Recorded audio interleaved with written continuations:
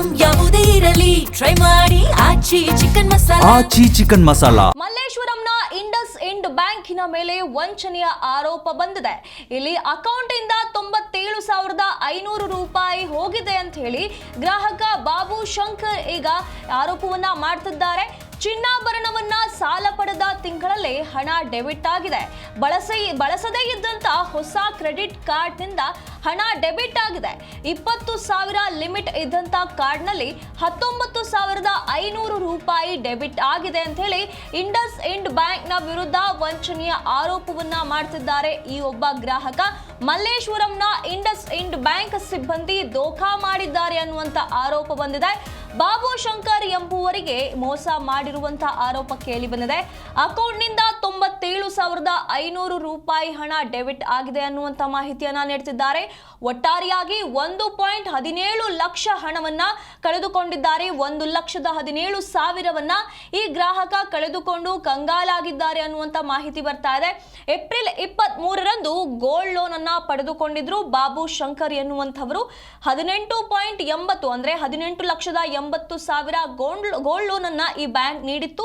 ಆದ್ರೆ ಈಗ ವಂಚನೆ ಆಗಿರುವಂತ ಆರೋಪವನ್ನ ಮಾಡಲಾಗ್ತಾ ಇದೆ.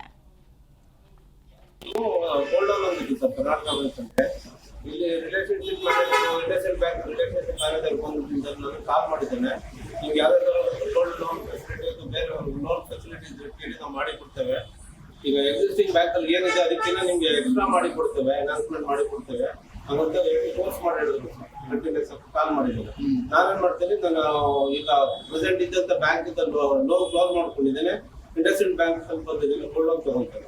ಗೋಲ್ಡ್ ಲೋನ್ ತಗೊಂಡ್ಮೇಲೆ ಅಮೌಂಟ್ ಬಂದಿದ್ದೇನೆ. ನನ್ನ ಎಸ್ ಬಿ ಅಕೌಂಟ್ ಟ್ರಾನ್ಸ್ಫರ್ ಆಗುತ್ತೆ ಸರ್. ಜೋರಾಗಿ ಸ್ವಲ್ಪ ನನ್ನ ಎಸ್ ಬಿ ಅಕೌಂಟ್ಗೆ ಅಮೌಂಟ್ ಟ್ರಾನ್ಸ್ಫರ್ ಆಗುತ್ತೆ sir. S B account transfer ಆದ್ಮೇಲಿಂದ ಸತತವಾಗಿ ಅವರು ರಿಲೇಶನ್ಶಿಪ್ ಮ್ಯಾನೇಜರ್ ಅಂತ ಯಾರನ್ನ ಅಪಾಯಿಂಟ್ಮೆಂಟ್ ಇರ್ತಾರೆ ಅವ್ರು ಯಾವ್ದಾದ್ರು ಇನ್ವೆಸ್ಟ್ ಮಾಡಿ ಅಂತ ನಮ್ಗೆ ಪ್ರೆಸರೈಸ್ ಮಾಡ್ತಾ ಇರ್ತಾರೆ. ಮ್ಯಾಮ್ ತಗೊಂಡಿರೋ ಸಾಲ ಎಕ್ಸಿಸ್ಟಿಂಗ್ ಲೋನ್ಸ್ ಏನಿದೆ ಅದನ್ನು ಕ್ಲಿಯರ್ ಮಾಡೋದಕ್ಕೋಸ್ಕರ ತಗೊಂಡಿರೋದು, ಇನ್ವೆಸ್ಟ್ಮೆಂಟ್ ಯಾವ್ದು ಮಾಡ್ಲಿಕ್ಕೆ ಒಂದು 8 to 10 ಡೇಸ್ ರೆಗ್ಯುಲರ್ ಕಾಲ್ ಮಾಡೋದು ಕೇಳೋದು ಮಾಡ್ತಾ ಇರ್ತಾರೆ. ನಾವು ಭಯ ಪಡ್ಕೊಂಡು ಒಂದು ಪಾಠ ತಗೊಂಡು ಅಲ್ಲಿ ವಿತ್ಡ್ರಾ ಮಾಡ್ಕೊಂತೀವಿ ಸರ್. ಪಾರ್ಟ್ ಅಮೌಂಟ್ ಬಂದಿದ್ದೇನೆ, 1 ಲಕ್ಷ ಚಿಲ್ಲರೆ ನಾನು ಬ್ಯಾಂಕಲ್ಲೇ ಇಟ್ಟಿರ್ತೇನೆ. ಪದೇ ಮಾಡ್ತಾ ಇರ್ತಾರೆ. ಇನ್ ಬಿಟ್ವೀನ್ ಏನ್ ಮಾಡ್ತಾರೆ, ಯಾವಾಗ ನಾನು ಅದಕ್ಕೆ ಕೋಆಪರೇಟ್ ಮಾಡಲಿಲ್ಲ ಯಾವ್ದೋ ಅನ್ನೋ ನಂಬರಿಂದ ಕಾಲ್ ಮಾಡಕ್ಕೆ ಶುರು ಆಗುತ್ತೆ ಸರ್. ಏನೋ ಪ್ಯೂರ್ಲಿ ರಿಲೇಟೆಡ್ ಟು ನಿಮ್ದು ಗೋಲ್ಡ್ ಲೋನ್ ಏನ್ ಇಟ್ಟಿದ್ದೀರಾ ಅದ್ರದ್ದು ಅಮೌಂಟ್ ಶಾರ್ಟೇಜ್ ಆಗಿದೆ, ನೀವು 1 ಲಕ್ಷ ಕಟ್ಟಿದ್ದೀರಾ. ನನ್ನ ಅಕೌಂಟ್ ಅಲ್ಲಿ ಆವರೇಜ್ ಇರೋದು ಅಷ್ಟೇ ಅಮೌಂಟ್. ಈ ಬಗ್ಗೆ ಹೆಚ್ಚಿನ ಮಾಹಿತಿಯನ್ನು ನಮ್ಮ ಪ್ರತಿನಿಧಿ ವಿಶ್ವನಾಥ್ ನೀಡ್ತಾ ಹೋಗ್ತಾರೆ. ವಿಶ್ವನಾಥ್, ಮಲ್ಲೇಶ್ವರಂನ ಇಂಡಸ್ ಇಂಡ್ ಬ್ಯಾಂಕ್ ನ ಮೇಲೆ ಈಗ ವಂಚನೆಯ ಆರೋಪ ಕೇಳಿ ಬರ್ತಾ ಇದೆ.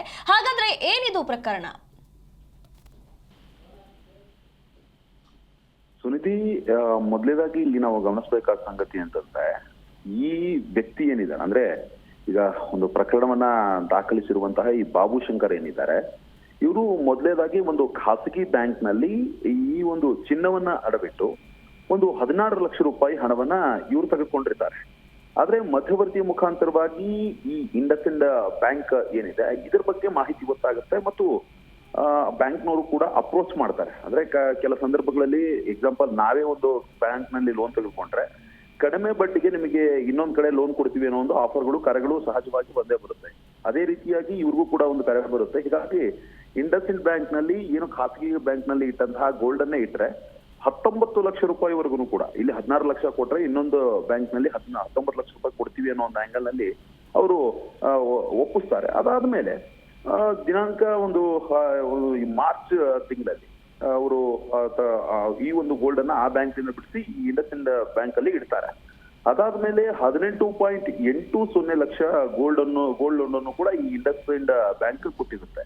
ಅದಾದ್ಮೇಲೆ ಈ ಬ್ಯಾಂಕ್ ನ ರಿಲೇಶನ್ಶಿಪ್ ಮ್ಯಾನೇಜರ್ ಏನಿದಾರಲ್ಲ ಅವರು ಬೇರೆ ಕಡೆ ನೀವು ಹೂಡಿಕೆ ಮಾಡಿ ಅನ್ನೋ ಒಂದು ಆಂಗಲ್ ನಲ್ಲಿ ಸಾಕಷ್ಟು ಒತ್ತಾಯವನ್ನು ಕೂಡ ಮಾಡಿದ್ದಂತ, ಆದ್ರೆ ಅದಕ್ಕೆ ಇವರು ಒಪ್ಪಿರ್ಲಿಲ್ಲ. ಅದಾದ್ಮೇಲೆ ಕೆಲ ದಿನಗಳಲ್ಲೇ ಒಂದು ನೋಟಿಸ್ ಕೂಡ ಬಂದಿರುತ್ತೆ. ಅಂದ್ರೆ 1.50 ಲಕ್ಷ ಅಂದ್ರೆ 1.5 ಲಕ್ಷ ರೂಪಾಯಿ ಹಣವನ್ನ ಮರುಪಾವತಿಯನ್ನ ಮಾಡಬೇಕು ಅನ್ನೋ ಒಂದು ಆಂಗಲ್ ಅಲ್ಲಿ ಬ್ಯಾಂಕ್ಗೆ ಹೋಗಿ ವಿಚಾರಿಸಿದಂತಹ ಸಂದರ್ಭದಲ್ಲಿ ಇದ್ರ ಬಗ್ಗೆ ನಾವು ಪರಿಶೀಲನೆ ಮಾಡ್ತೇವೆ ಅನ್ನೋ ಒಂದು ಹಾರಿಕೆ ಉತ್ತರವನ್ನು ಕೂಡ ಬ್ಯಾಂಕ್ನವರು ಕೊಟ್ಟಿರ್ತಾರೆ. ಅದಾದ್ಮೇಲೆ ನಿರಂತರವಾಗಿ ಸತತವಾದಂತಹ ಕರೆಗಳಾಗಿರ್ಬಹುದು, OTP ಕೂಡ ಅಪರಿಚಿತರು ಕಳಿಸ್ತಾ ಇರ್ತಾರೆ.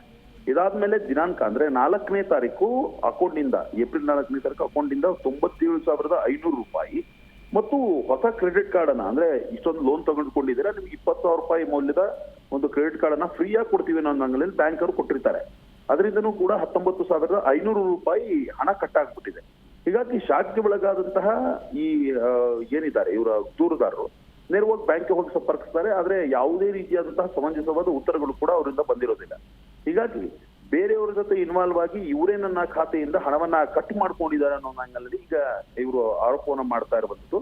ಅದಕ್ಕೆ ಬಳಸದೇ ಇರುವಂತಹ ಅಂದ್ರೆ ನೋಡಿ, ಇಲ್ಲಿ ಡೆಬಿಟ್ ಕಾರ್ಡ್, ಕ್ರೆಡಿಟ್ ಕಾರ್ಡ್ ಏನಿದೆ ಅದಕ್ಕೆ OTP ಯನ್ನು ಕೂಡ ಇವರು ಸೆಟ್ ಮಾಡಿಲ್ಲ, ಯಾವುದೇ ಒಂದು ಟ್ರಾನ್ಸಾಕ್ಷನ್ ಅನ್ನು ಕೂಡ ಮಾಡಿಲ್ಲ.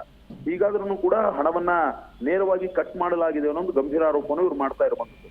ಅದಕ್ಕೆ ಇವರು ಕೊಟ್ಟಂತಹ ದೂರಿನ ಮೇಲೆ ಒಂದು ಪ್ರಕರಣ ಕೂಡ ದಾಖಲಾಗಿದೆ, ತನಿಖೆಯನ್ನು ಕೂಡ ನಡೆಸೋದಕ್ಕೆ ಮುಂದಾಗಿರುವಂತದ್ದು. ಒಟ್ಟಾರೆಯಾಗಿ ಹೆಚ್ಚಿಗೆ ಲೋನ್ ಅನ್ನ ಕೊಡ್ತೀವಿ, ಹೆಚ್ಚಿಗೆ ಕಡಿಮೆ ಬಂಗಾರಕ್ಕೆ ಲೋನ್ ಅನ್ನ ಕೊಡ್ತೀವಿ ಅನ್ನೋ ಒಂದು ಆಂಗಲ್ ನಲ್ಲಿ, ಹೆಚ್ಚಿಗೆ ಹಣ ಕೊಡ್ತೀವಿ ಅನ್ನೋ ಒಂದು ಆಂಗಲ್ ನಲ್ಲಿ ನಂಬಿಸುವಂತವರ ಬಗ್ಗೆ ಎಚ್ಚರಿಕೆಯಿಂದ ಇರಬೇಕಾಗುತ್ತೆ. ಇಲ್ದಿದ್ರೆ ಬ್ಯಾಂಕ್ನಿಂದ ತಮಗೆ ಗೊತ್ತಾಗದಂತೆನೆ ಇದಕ್ಕಿದಂತೆ ಹಣ ಕಟ್ಟಾಗುವಂತದ್ದು ಮತ್ತು ಇದಕ್ಕಿದಂತೆ ಟ್ರಾನ್ಸಾಕ್ಷನ್ ಆಗುವಂತದ್ದು ಎಲ್ಲವೂ ಕೂಡ ನಡೆಯುತ್ತೆ.